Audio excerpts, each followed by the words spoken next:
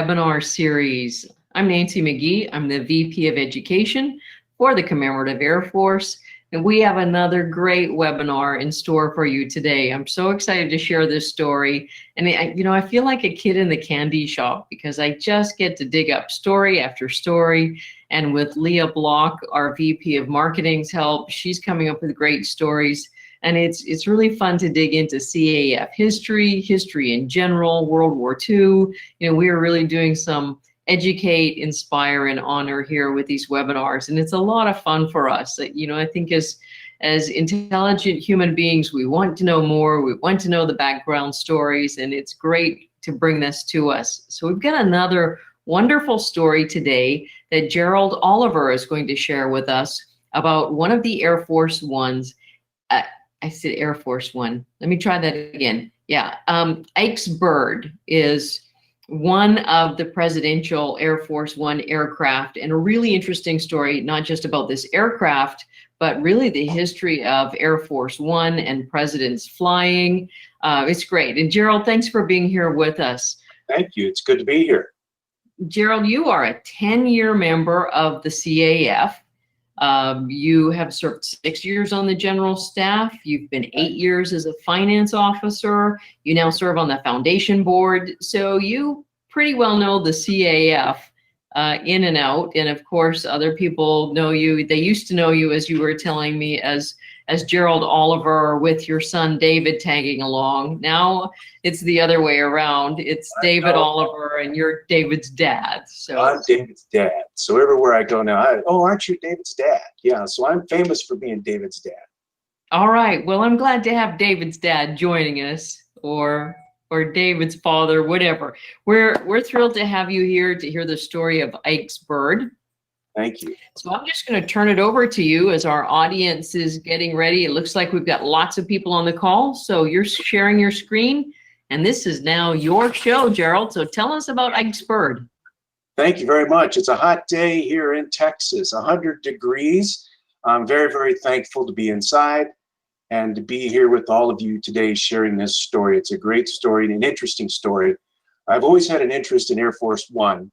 And so finding out about the history and finding out about this aircraft was really, really interesting. And I hope in the next 45 minutes or so to share that story with you and tell you some things maybe you didn't know about it.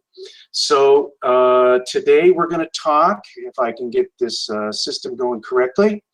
You met Nancy McGee, our VP of Education, and my name is Gerald Oliver. You notice right there on the screen, I'm just a member and a volunteer like the rest of you, and my email is here as well. You can reach me at gerald@ikesbird.org. Would love to hear back from you and hear your stories about your CAF experience as well. I will say one thing about the CAF.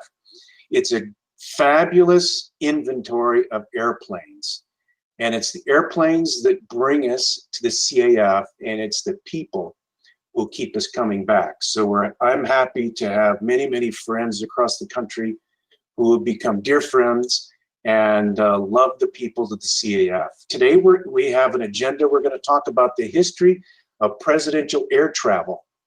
And we're going to feature in that history the CAF's own Aero Commander L-26 Ikes bird, which is the smallest Air Force One and the only remaining flyable L-26 from the White House fleet. We're going to talk about not only its use during the presidency of Eisenhower, but its post-presidency use, the restoration, and now the CAF ownership.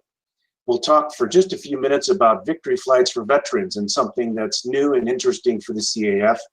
And if you would like to find out more information, but wait, there's more, you can find out at ikesbird.org. We hope that you'll go to our website and find out. The history of presidential air travel. You know, Teddy Roosevelt was quite an adventurer. I believe, Nancy, he was a member of the Explorers Club, as you are. He did lots of things, but he was the one that had enough guts to fly with Arch Hoxley for the very first time out of a field in St. Louis, Missouri. Now, I want you to notice, look at Teddy's grip on the aircraft and those white knuckles. He says, whoa, is this thing safe? Well, actually, Teddy was past president by the time that happened. And he was not the first sitting president to fly. But the first very aircraft that was ever set aside for use for the president was a Douglas RD-2 Dolphin. In 1933, it was set up for President Roosevelt, Franklin Roosevelt, and it could handle 4 passengers in a sleeping compartment. But lo and behold, no record ever exists that the president ever flew on that aircraft. But FDR was the very first president to fly. In January 1943, he crossed the Atlantic in a Pan Am flying boat, the Dixie Clipper. It was actually a Pan Am airplane that the government chartered to take him. He was headed to Casablanca to meet with Churchill to talk about the war plans. Now, Roosevelt was a Navy man. He really would have preferred to go by ship, but the Secret Service and the government wouldn't allow him because the U-boat threat was so perilous by that time of the war.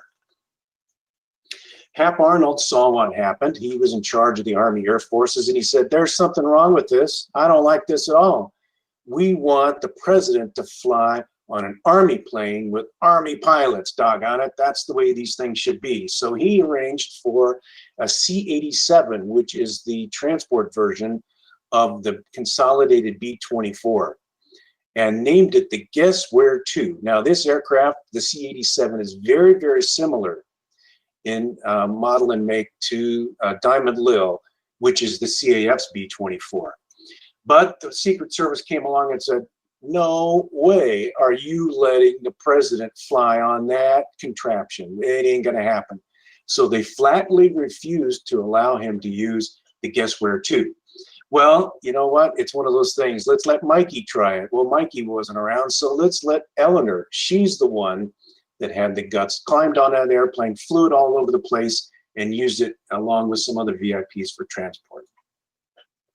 The first aircraft that was built for presidential travel was in 1944, a Douglas C-54 named the Sacred Cow. I don't know where they got that name. But the Sacred Cow was used to carry FDR to the Yalta Conference in February 1945. So those of you who are history buffs know what happened at Yalta. That's where Roosevelt, Churchill, Stalin sat down, talked about what's going to happen to the world, how are we going to divide this up when the war is over. That's where we got a split Germany, East and West Germany. That's where Eastern Europe fell to the Soviets. Many people felt that Roosevelt actually kind of gave away the store at the Yalta Conference, didn't take Stalin serious enough. And as Churchill later said, an iron curtain fell down across the middle of Europe. Truman used the Sacred Cow extensively during his presidency. And in fact, in 1947, he signed the 1947 National Defense Act, which created the Air Force on board the Sacred Cow. But he didn't think, well, I did want to tell you one thing about the Sacred Cow before we moved on. There is an elevator on board the aircraft. You know, FDR was stricken with polio in his 30s and he could no longer walk. They didn't like the idea of having to carry him in his wheelchair up the aircraft where all kinds of prying eyes could see him. So they fitted the Sacred Cow with this elevator that came down out of the tail. Roosevelt could wheel onto that. It kind of closed him in so people could see him. It telescoped up into the aircraft, and that's how he got on board the Sacred Cow. But Truman was kind of a flamboyant guy. You know, before he became a politician, he ran a haberdashery. He sold men's clothing. He was kind of a fashion guy, and he liked flamboyant things. And so he got himself a new aircraft and called it the Independence. The Independence was named after his hometown of Independence, Missouri. And he had a paint scheme put on it to represent a bald eagle. So that aircraft is now resident in the Air Force Museum in Dayton, Ohio. You can actually take a tour through the aircraft. These are some pictures from inside the aircraft, and you can actually stand where Truman stood on board the Sacred Cow on the Independence. Along comes Dwight David Eisenhower, who was born in Texas. I live here in the Dallas area, and he was actually born about 60 miles north of here.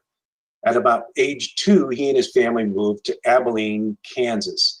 In 1915, he graduated from West Point, and for many years served on General MacArthur's staff. While he was in the Philippines in 1930s, he actually went out to the airport and learned to fly and became the first president who was a licensed pilot. Now, can any of you tell me how many presidents that we have are actually pilots? Well, if you said 3, you'd be correct. Ike, George H.W. Bush, who was, of course, a TBM pilot in World War II, and George W. Bush, which was a jet pilot in the Texas Air National Guard.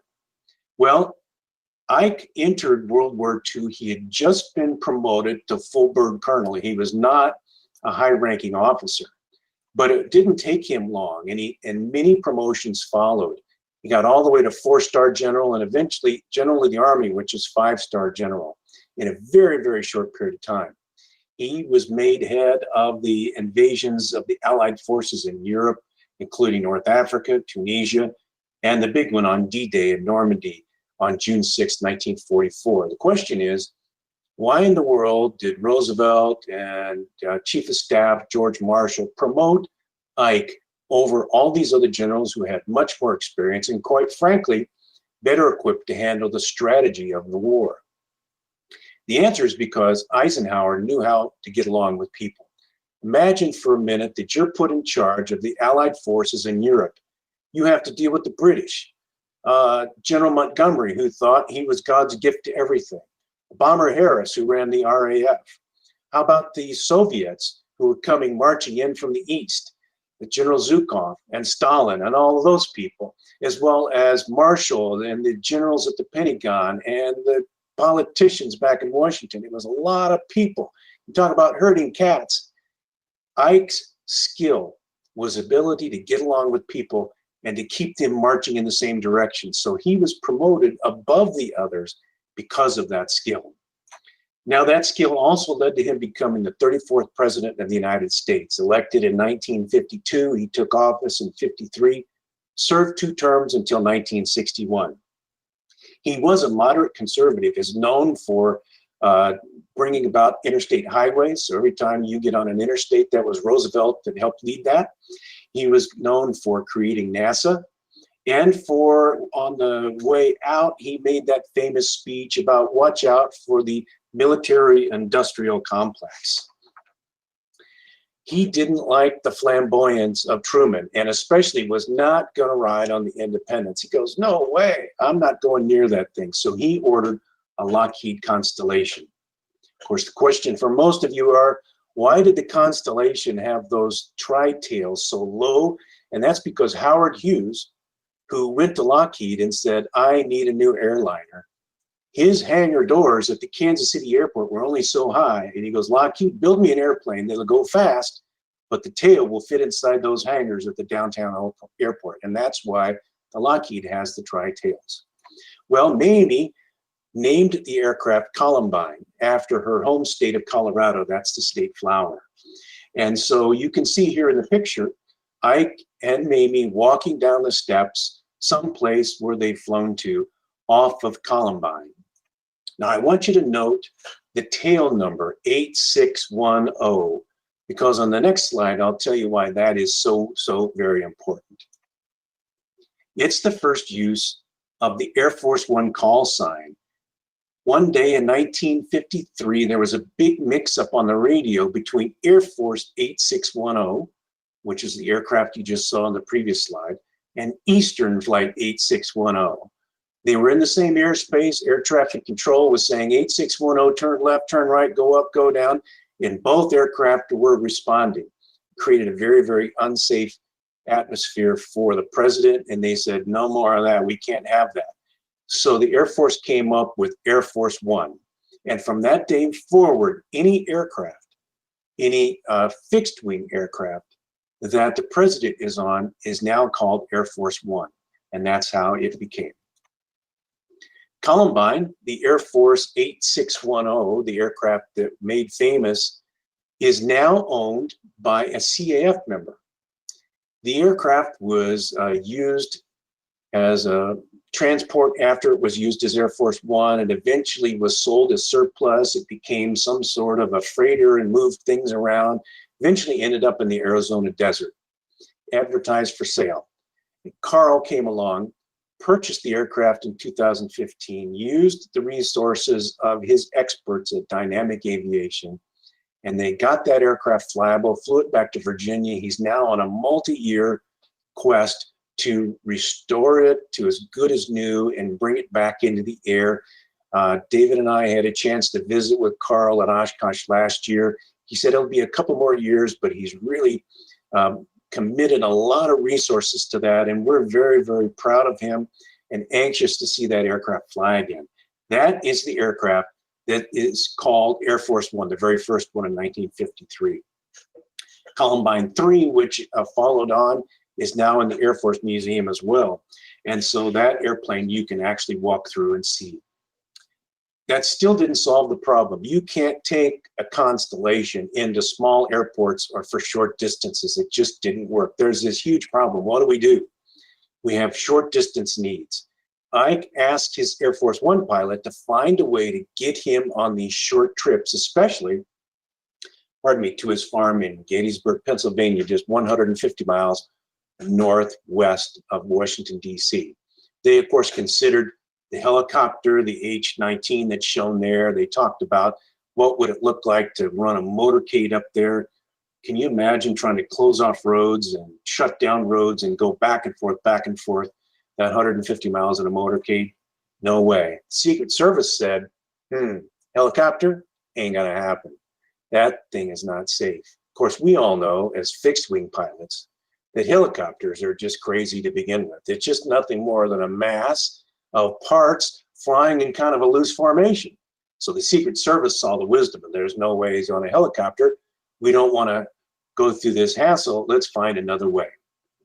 Well, they turned to Ike's Air Force One pilot, Colonel William Draper, and he convinced Secret Service and the Air Force and Ike to use a medium twin. Now, Colonel Draper was Ike's pilot going back to World War II, so he'd been with him for over a dozen years. And he searched up and down, and unfortunately, after Colonel Draper left the administration and left Eisenhower, his life came to a tragic end. He got cancer. At the age of 47, he could no longer fly. And that took such a heavy toll on him, he ended up taking his own life at a very young age.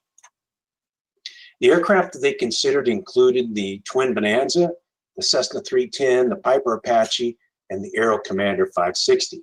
So the Air Force went through this evaluation and led by Colonel Draper, and they chose the Aero Commander. The reasons are really quite simple. Many of you have been in almost all those airplanes from time to time, and you know that the cabin comfort, the ease of entry on that Aero Commander is much, much greater. And that was very, very important, bringing the president and his guests back and forth. So they also liked the ability to land on short fields, unimproved, because they were going to use it to land on grass, the engine out safety, and they designated the airplane the L-26B. Now, in Bethany, Oklahoma, the Aero Commander Company actually wrote Ike's bird on the design drawings as they were finishing up those aircraft. So that's the nickname that stuck. It is the second aircraft type to be called Air Force One. We had a misprint on our promos, so it's the second aircraft to be called Air Force One and the smallest airplane ever to carry a sitting president. Here is a video that I would like to show you, just a short video that shows Ike using the airplane going back and forth to Gettysburg. There's something. President Eisenhower was trying out a twin-engine Aero Commander for a trip from Washington to his farm in Gettysburg, Pennsylvania. It's the first time a president has flown in a plane with less than 4 engines, but the pilot contends it's safer than blocking automobile traffic. The president is in Gettysburg, 146 miles from Washington, in 33 minutes, ready to see what's been doing down on the farm.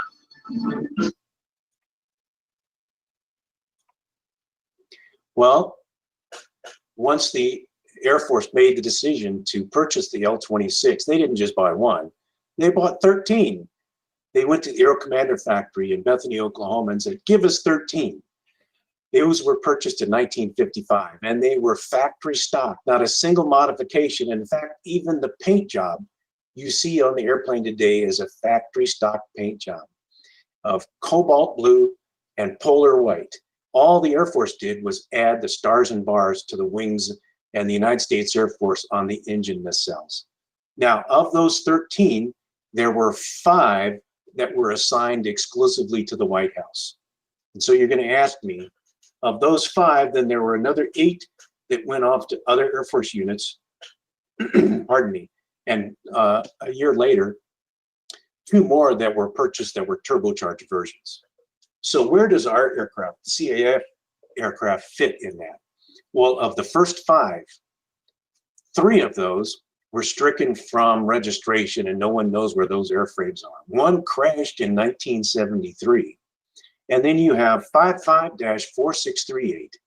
One of the first 5 aircraft used exclusively for the White House is the CAF airplane that we operate today.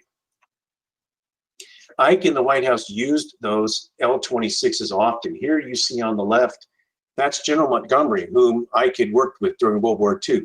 They're getting off the airplane when Ike took him to his farm in Gettysburg. You can see the grass under his feet. And then the right picture is Ike himself getting off the plane, showing how easy it is to get in and out of the aircraft. And I'm going to come back to that point later. So remember that photograph of how easy it is to get in and out. Now, in 1955, there was called the famous Greenbrier Airlift. Ike hosted an international meeting, including the President of Mexico, the Prime Minister of Canada, a number of other dignitaries at the Greenbrier Resort in West Virginia. L-26s were used to bring all of those dignitaries from Washington, D.C. to the Greenbrier and back. And our aircraft was included in that Greenbrier airlift. So they used these airplanes often and in a lot. There were other regular L-26 passengers, including First Lady Maybe Eisenhower and any other members of the First Family. There were dignitaries and cabinet members like Secretary of State John Foster Dulles. The airport in Washington, D.C., Dulles is named for him. UN Ambassador Henry Cabot Lodge, Secret Service members, White House staff, and of course, the Vice President of the United States. Do you know who was Vice President of the United States during Eisenhower's presidency? Richard Nixon. For all 8 years, he was the Vice President, and he used the aircraft as well. Now, unfortunately, there are no records of the passengers on the aircraft.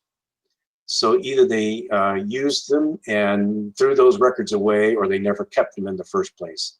But so far, we've never been able to actually find any records.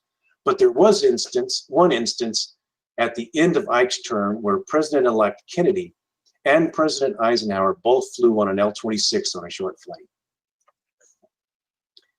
Ike purchased a farm in Gettysburg after he left the Army in 1951. He paid $40,000 for a 189-acre farm.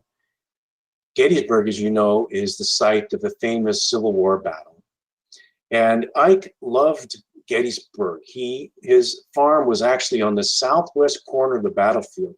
For those of you who are history buffs, you know that Pickett's Charge, the militia from Virginia, the Southern Army, marched across that field from west to east toward the Union line, marking the high water mark of the Confederacy. Well, the night before, the rebel army actually camped on the farm area that Eisenhower owns. Included is a 2,500-foot-long grass strip. That's where the L-26s flew directly to the farm. And Ike spent most of his vacations and his weekends there. He came there very, very often. Unfortunately, in 1955, he suffered a heart attack. And so he convalesced at the farm. He spent 38 straight days on the farm recovering from that heart attack. And they organized what they called the Gettysburg Airlift.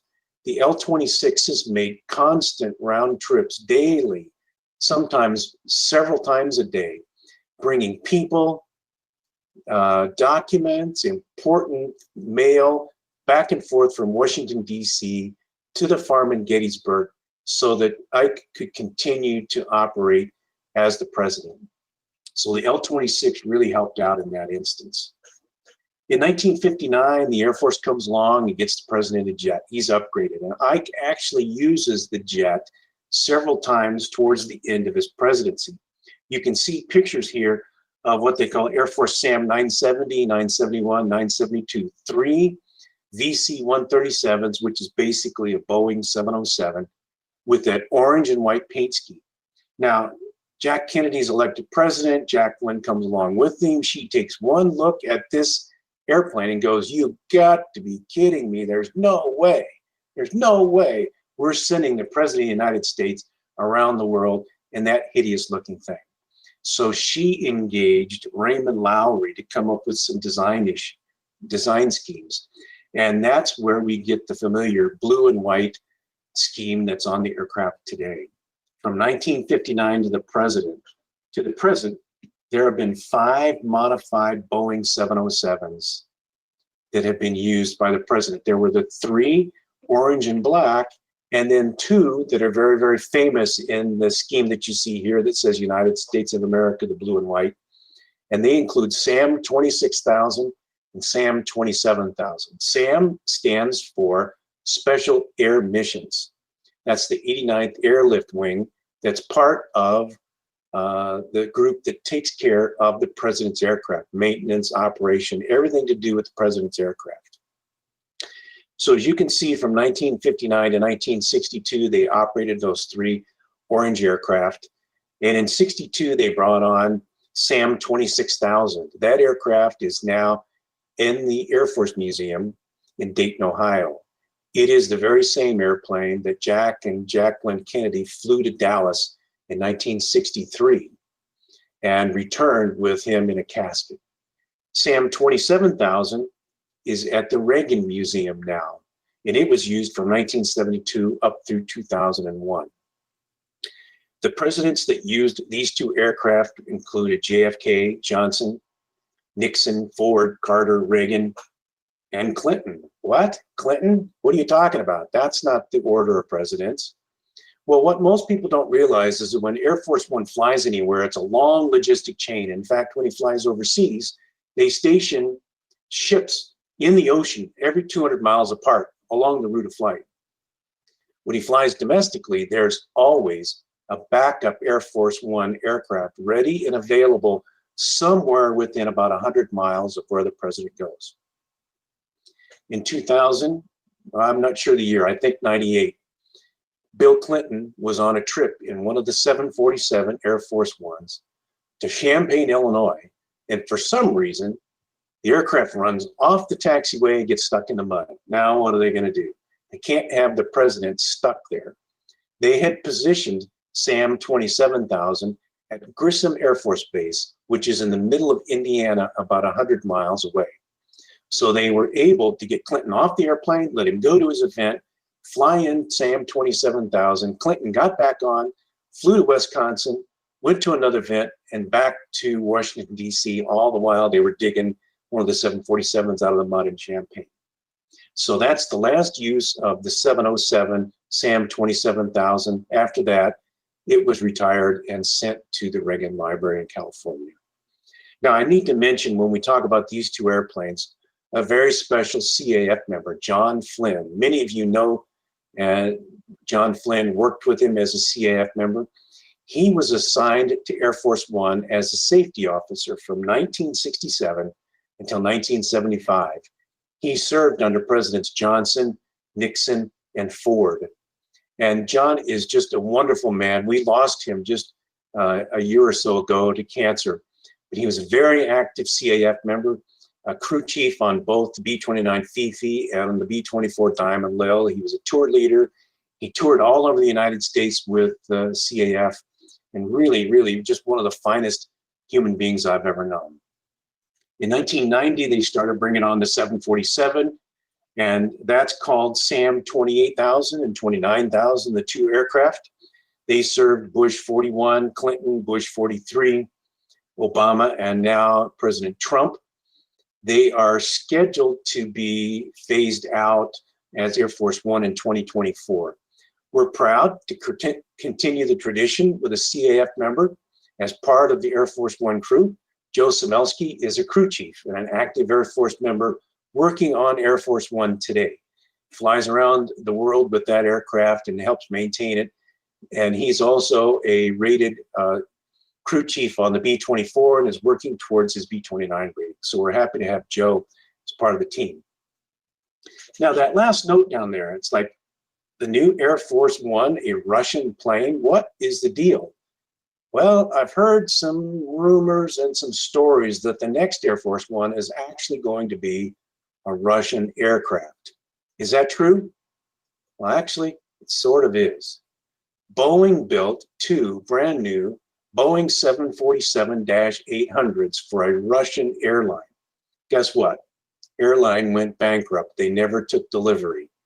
So when the government was looking for a new aircraft as Air Force One, they actually were able to buy the two planes, the airframes that were destined to become Russian airliners. And at the cost of $2 billion each, they're being retrofitted for the president. So if you ever want to ask and stump some of your friends, say, did you know that the next Air Force One is actually a Russian-bound airplane? Imagine. So in 1960, the commanders were reassigned to various units, and helicopters, I don't know why, took over the role of the short distance travel. The Aero Commanders were dispersed to other Air Force units, and especially the Air Force Academy, where they were used for parachute jumping. When we took Ikesburg to Oshkosh, several people came up to me and said, I jumped out of your airplane at the Air Force Academy. So they were used there for several years. 55-4638 was not sent to the Academy. In fact, it was declared surplus in 1960, and it was sold. It became November 30 uniform in 1960, used for various freight and charter operations, mainly Nebraska and Oklahoma area, and over time it became an old, tired, run-out, unwanted airframe, as happens to many of the older Aero Commanders. The plane was put up for auction in 1997, and along comes Scott Main of Fort Lauderdale, Florida. Scott is American Airlines captain. He purchased the airplane in '97, but he knew it was a historic airframe, and he set out to return it to its White House configuration, which included an extensive fix, clean, paint, and restore over many years. He really did an outstanding job and owned the plane for 22 years. But along comes time, and in April 2019, Scott actually agreed to sell the aircraft to the CAF. He had many choices of places the plane could go, but he chose for it to come to the CAF because he knew it would be preserved here and it would be appreciated for its history. A sponsor group got together and we raised the money to purchase the airplane and officially named it Ikesburg. Now it's based today at Dallas Executive Airport, and Scott, we're glad to say, has become a CAF member and stays active with us. He's one of our instructor pilots. He's done a lot of work with us. He's become a friend and a great ambassador for the CAF, and we're happy to see that. The CAF plans for Ikesburg. We're going to do the regular stuff like air shows and tour stops and ride flights. You can actually ride on an authentic Air Force One. Come out to one of the places that Ikesburg will be, and you can sit in the president's seat, just like this picture shows.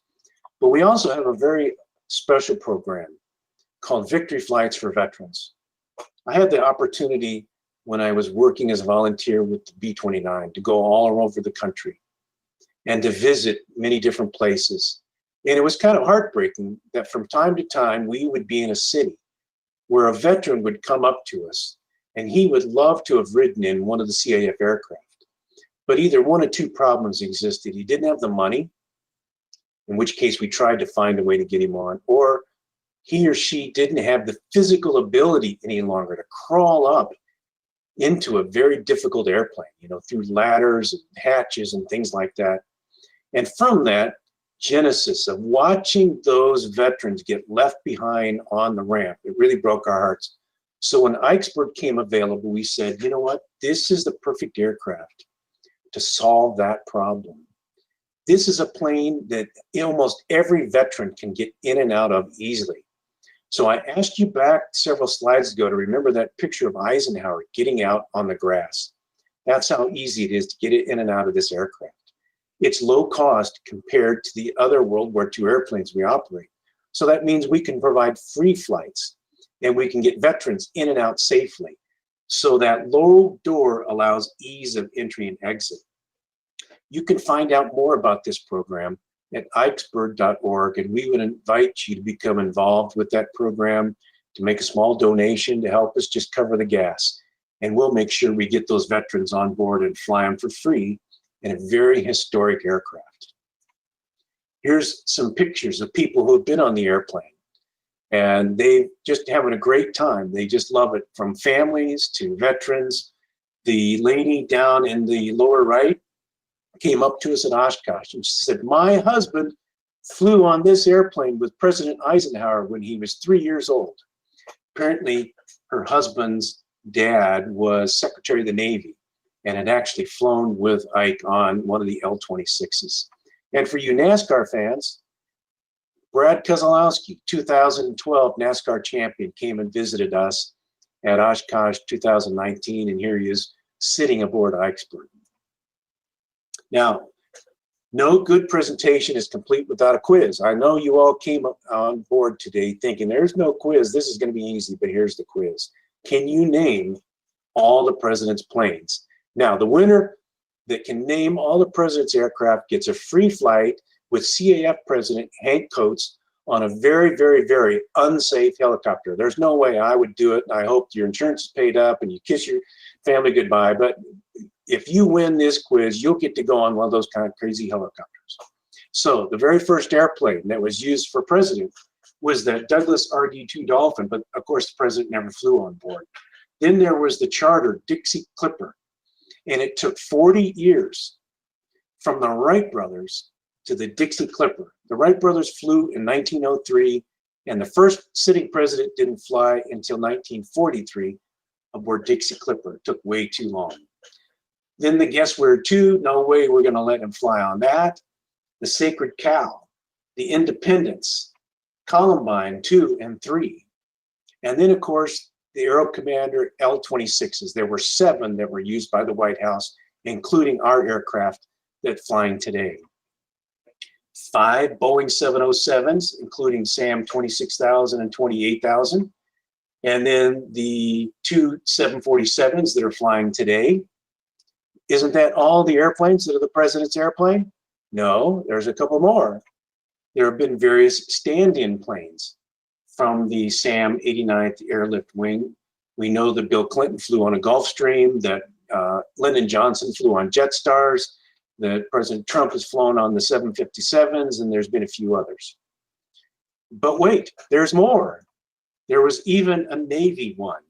When George W. Bush flew out to the carrier on board a Lockheed Viking, it was named Navy One. And then, of course, all those crazy, who would ever do such a thing, flying on unsafe helicopters like Marine One. Actually, Marine One is a great aircraft, and anybody would fly on it. So those are the president's planes, and if you can name all those, well, maybe you're the one that would win that flight. So now we're going to open up. That didn't take 45 minutes, so now we're going to open up to questions. And I think Leah is going to help us do that. I'm going to stop sharing that screen, and there's Nancy back. Hello, Nancy. And Hey. we'll see if there's any questions. That was fantastic. That was an awful lot of information to go through in 40 minutes. Thank you.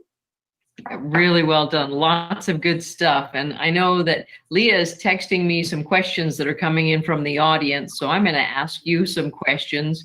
Okay. Wow. You know, there's so much rich information there. We've got several questions coming in. Like, first of all, you mentioned that people can fly in that aircraft now. So can you reiterate that? Yes, Ike's Bird is being offered for rides. You can go on a ride on Ike's Bird. All you need to do is go to our website at ikesbird.org. There's the information there about pricing and availability. We just this week booked a number of locations across Texas that we're going to be flying because the B-29 Fifi is going to go back out for some local flights, and we're going to go along with her. In 2021, we'll probably also tag along with the B-29 as much as possible. And so you can find out what our locations are at our website, ikesbird.org. And I'll have to update that because that just got booked this week. You can also find out at airpowertour.org, airpowertour.org. Thank you. Is there any special qualification needed to become an Air Force One pilot?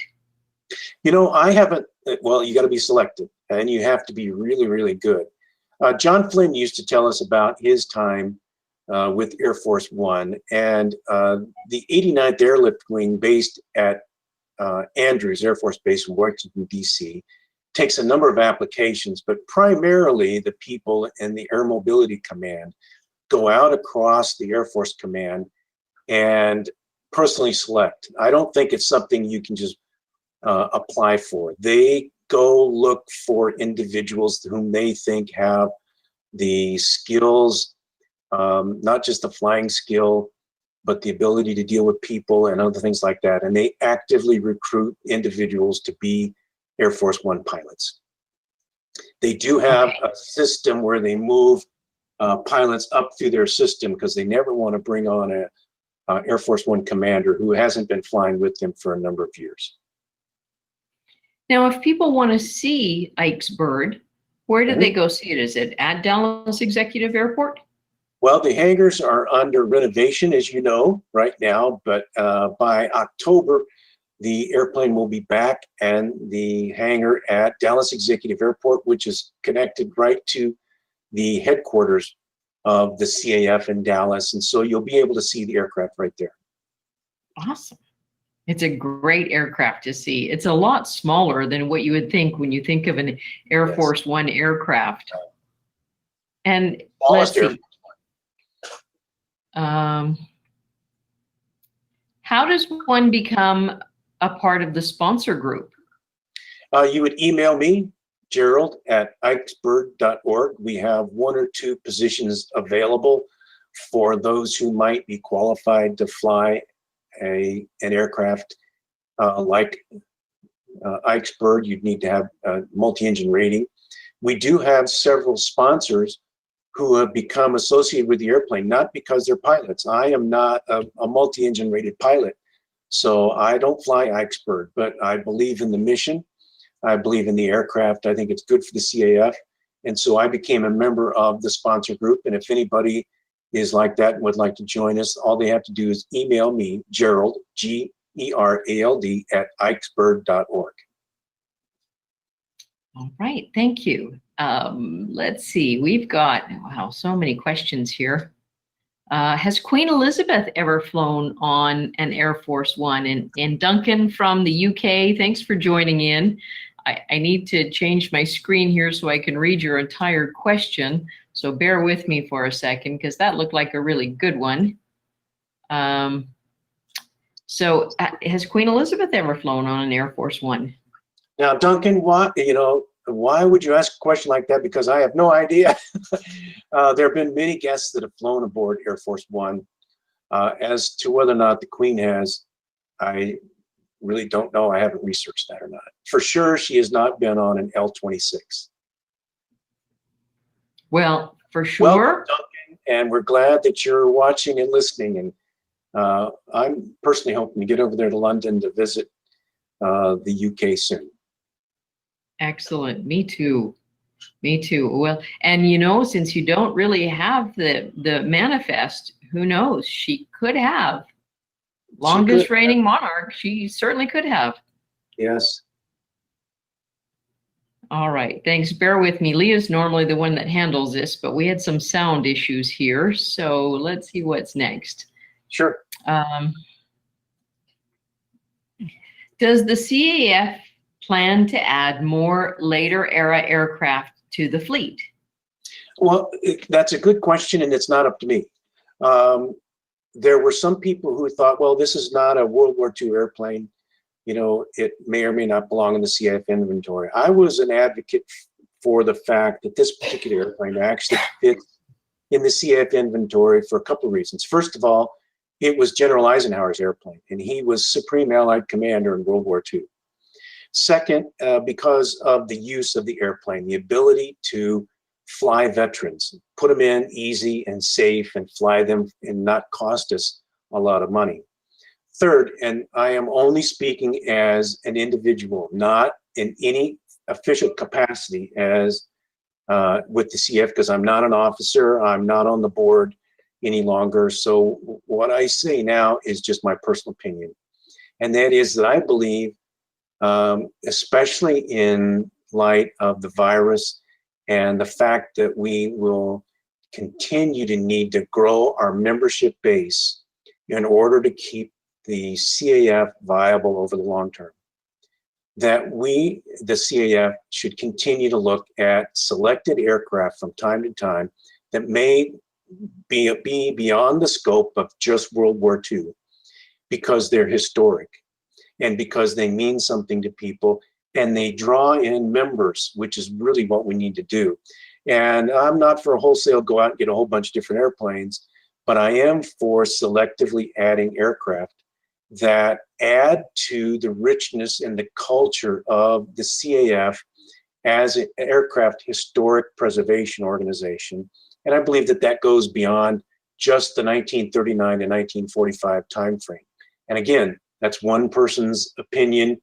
It's not the official stance of the CAF, but I'm hoping that people see Ikesburg and see the reception that the aircraft has received and go, you know what, that might work in our community as well, something similar. Great. Thanks for your personal opinion there, Gerald. Back to the last part of Duncan's question. He asked if you know if any other monarchs have flown on an Air Force One. Well, no, I don't know of any. And Duncan, that's a good question. You know, Queen Elizabeth has been installed since the mid-50s, early 50s, which was about the time that Eisenhower took office. So there aren't any other monarchs prior, other than her, prior to 53 or 55, something like that. I don't know the exact year. But prior to that, I'm almost positive that there were none that flew because the war was on. They wouldn't have been anywhere near the aircraft. And presidents didn't start flying on it until 1944, 43. Thank you. I've actually been on the same dive boat as a monarch from Monaco, but it wasn't at the same time. I was the week before, so I missed out on that. Was there any coincidence that the president's pilot dropped the atomic bomb? Well, the president's pilot didn't drop the atomic bomb. Colonel William Draper was not a member of the atomic bomb crew. That was the two pilots that dropped the atomic bomb were Colonel Paul Tibbets and gosh, now I'm stumped on the other guy. But both of them were part of a different group. They had nothing to do with Air Force One. And I believe that Paul Tibbets was, I'm not sure if he was a CAF colonel, but he did work a lot with the CAF and flew the B-29 and spent a lot of time selling T-shirts and being just another CAF guy. I think, and Neil Zagather could answer this question because he knows that his dad, Vic Agather, and Colonel Paul Tibbets became friends. Colonel Tibbets came out on many occasions and flew Fifi. He was a rated pilot. He liked being treated as one of the guys around the airplane. So he was, I wouldn't say real active, but he was definitely around the aircraft quite a bit. And his grandson, Brigadier General Paul Tibbets IV, is also been out and been on the aircraft and is in and around the CAF. So we're happy to have them participate. We have some great folks in the CAF. Yes. Who bought the 6810 from Tucson and is now restoring it?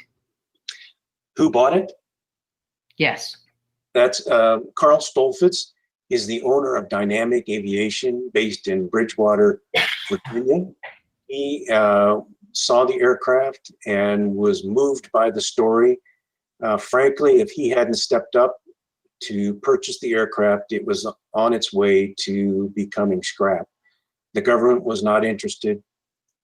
No other investors seemed to be interested, and Carl stepped up and bought the airplane and has invested his own money and time and effort in it. He's doing a fabulous job, and we're really looking forward to seeing that airplane fly again soon. Absolutely. Now, as an aside, Marilyn, I will tell you one other thing. When David, my son, who I'm famous for being his father in the CAF, his first job out of college as a professional pilot was working for Dynamic Aviation and Carl Stolfitz, based in Bridgewater, Virginia. So David has known Carl for many years.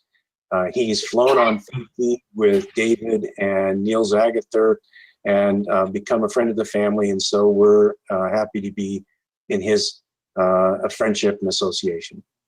that's great.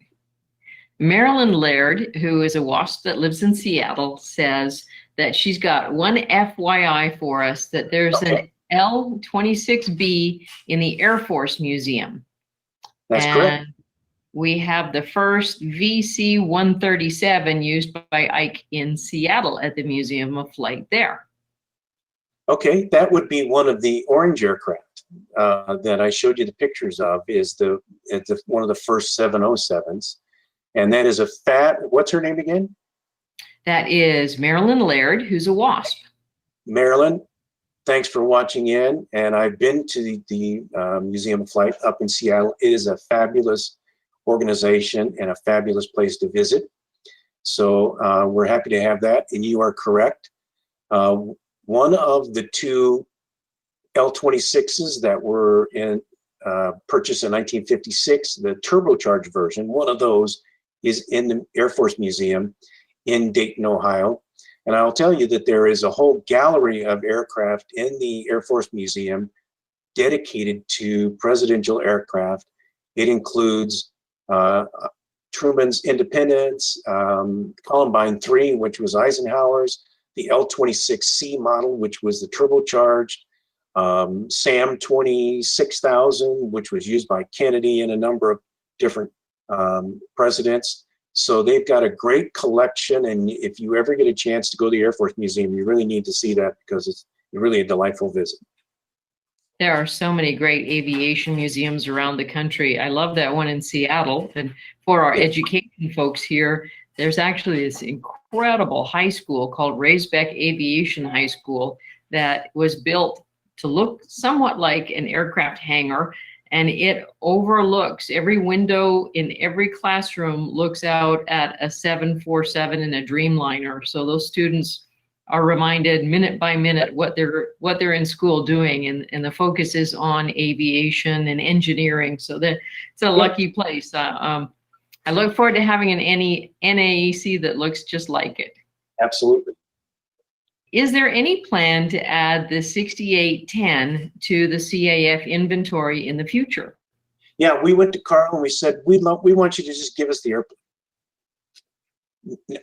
No, he's built a hangar and a museum there in Virginia, and he intends to keep that aircraft there, and he does intend to operate it across the United States. You will get a chance to see it, but it's in great hands. It'd be a wonderful addition to CAF, but that's not something that's being discussed or talked about, because it's really it's he that has invested his personal money in it, and many dollars. So we should say thank you to Carl for what he's done. All right, thank you, Carl. Thank you, Carl, for what you've done. Leah reminded us that Charles Sweeney was the other atomic pilot. That's atomic correct. Bomb pilot. Yep. Sweeney. So he flew Boxcar, which is another B-29 that's in the Air Force Museum in Dayton, Ohio. Another reason you need to go, along with the new exhibit of the Memphis Belle, which has just opened in the last year or so. Okay, now this next question, to me, the answer is very obvious after listening to you answer these questions and embellish with what you know. And it is, did you hire someone to research all of this history? If not, how did you start? You mentioned I embellish. Does that mean that I stretch the truth there? No, embellish, just add more facts. Okay, so how did I know all this stuff? Just from reading myself? No, no one's tutored me in this stuff. You know, when something becomes your passion, it's not work. You just go out and do it because you love doing it. And you don't do it because it brings you money. In fact, you spend money doing it. So many people all across the CAF, and I think this is really the strength of the organization, is the passion that people feel for the aircraft and what they did, what the men and women who fought, many died, many were injured, others that did incredible feats of heroism. We internalize that, right? I suppose that many of us are really, at heart, we're romantics. And I know that there's nothing romantic about war. We don't mean to romanticize it, but we do appreciate what the people did because it affects us today. The world is organized in such a way as it is today because of what happened in World War II. And there's a principle underlying it all that undergirds what we are as Americans, and that's the freedoms that we enjoy. And when those freedoms were threatened directly with the threat of taking those away, the Bill of Rights, the Constitution, the things that we live by today that are so important to us, those are really passionate ideas. So when you feel passionate about that, you take the time, you read, you study, you talk to others, and that's just a lifetime of being around airplanes. You know, I started flying lessons when I was 16. I started reading books and materials even way before that about World War II. So it just kind of comes by osmosis, and then I embellish it to all of you. Thank you for that. You've got my vote for president. I don't know why Joe Biden didn't pick you for the VP candidate. Yeah, well, he vetted me, but there was a couple things in my past that right out the door. Yeah, I gotcha. Yeah. All right. That was so well. David's dad, so that disqualified me right there. Well, of course, who would want that in the White House? Hey, thanks for taking some pot shots at Hank Coates, a helicopter pilot. So for those of you who are wondering about this helicopter ride with Hank and all of that, and you don't know Hank, he's a retired helicopter pilot from the Navy. And so any chance you get to give the boss, the head honcho a shot, you take it. Just a couple of ribs there at helicopter pilots because of Hank's background. They're actually wonderful, and I'd go flying with him anytime. All right. That's great. So does that mean that somebody doesn't get to win the helicopter ride? I don't think anybody wrote in had all the correct answers, and I had all the correct answers, so I'm going to take the flight. Yeah, I didn't see anything on our chat room, so yeah, okay. Take the flight. Good deal. Gerald, what a pleasure. I'm so glad this is recorded so that other people will get to see this as well. We had a great audience and lots of super questions coming in. Thank you for all the time that you spent, because it's not just time putting the program together, but the practices and the questions and preparation. Well done. And thanks to Duncan all the way from England, watching and taking part. Yeah, it's nice to see a great audience and have friends keep coming back time and again. So that's super. And I'd like to add one more thing. So if somebody wants to be a sponsor of Ikes Bird or CAF aircraft in general, what do they do? For Ikes Bird, you write to me, Gerald at ikesbird.org, and I can give you all the information. If you're interested in sponsoring some other aircraft, the best thing to do is to go to the main website, commemorativeairforce.org, and you can get information about all of the fleet. You know, we have 170 airplanes all across the United States. There's many, many local units that are very interested in new people who have a passion for the aircraft, just like we do. And they would love to have you come out and participate in their local activities or come to some of the air shows. And if you qualify, you can become a crew member on aircraft. You can actually fly on the airplanes. If you're a professional pilot or if you're qualified, you can come fly some of the aircraft. There's a lot of great opportunities. But most of all, I think it's someplace where you can come and express your passions with a like-minded group. That's a lot of fun. As I mentioned earlier, you come for the airplanes and you stay for the people. And that really is something that's very true for everyone. That's a Thanks great for way of inviting putting me. it. Thanks, Gerald. And Okay. to our audience, if you guys really like what's going on with these webinars, I would hope that you would reach out and support the CAF. If you don't like what's happening in the webinars, please contact me and I will fix things. But Gerald, what a pleasure. Thanks for your time today. Okay. And we'll look forward to another presentation later. All right. Have a good day. Bye, everyone.